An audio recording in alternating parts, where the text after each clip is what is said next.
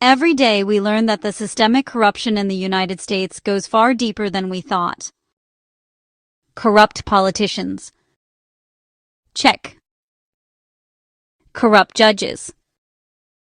Check. Corrupt jurors? How can that possibly be? Foreign nationals determining the fate of United States citizens? Well, it's true, guys, and it's not the police, politicians, or podcasters revealing this corruption. It's actually the Macomb, Michigan County Clerk who conducted an investigation on their own and put out a press release. The people are taking back their power that we're entitled to. Macomb County Clerk, Anthony Forlini, found that in just 4 months, 239 prospective jurors in the county were not U.S. citizens. Further, when they crossed the jury pool who appeared on the qualified voter file with the actual voter rolls, they found that 14 or 5% of these non-citizens on the jury pool had voted in U.S. elections before. To liberal hive minds, 5% of 239 people on juries that shouldn't be doesn't sound like much, but this is 1 out of over 3,100 counties in the U.S. If we extrapolate only 239 illegal jurors per county, that's 750,000 illegal jurors. So here's how it happened.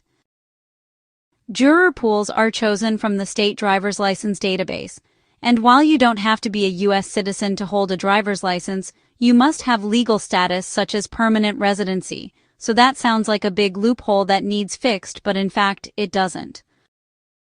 My husband Tim is a legal resident, but we haven't been able to afford his citizenship application yet. He's never once been called to jury duty, even though he has a Florida driver's license. Why? Because he didn't lie on his driver's license application.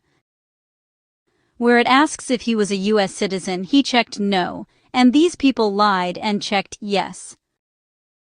That's how they wound up on the voter rolls. No record-keeping errors. No problem with the system. Just more illegal immigrants gaming the system. This is the problem, guys, and the reason it's happening is because the people that are supposed to be overseeing this are either incompetent or corrupt, and very possibly both thanks to DEI. Now, these 239 people face deportation for fraud. And in all likelihood, I believe that all 239 of them are illegals, or undocumented as deep state puppets like to call them. Here's why. People that have as much time and money invested into living in the United States as Tim and I do won't risk losing their legal status. Tim would be proud to serve on a jury in the country that he loves, but he'd never lie and jeopardize his status. In fact, he's praying that Canada becomes a U.S. state so that his citizenship would be more affordable and easy. He had several people offer him work before he had his green card, and he wouldn't even consider it. As President Trump has said many times, it's not legal immigrants that are the ones that are being removed.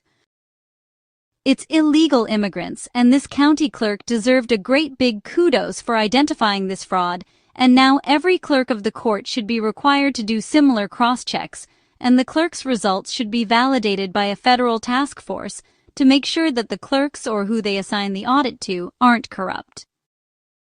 We're cleaning up these illegals one criminal at a time, and we must never allow this to happen again.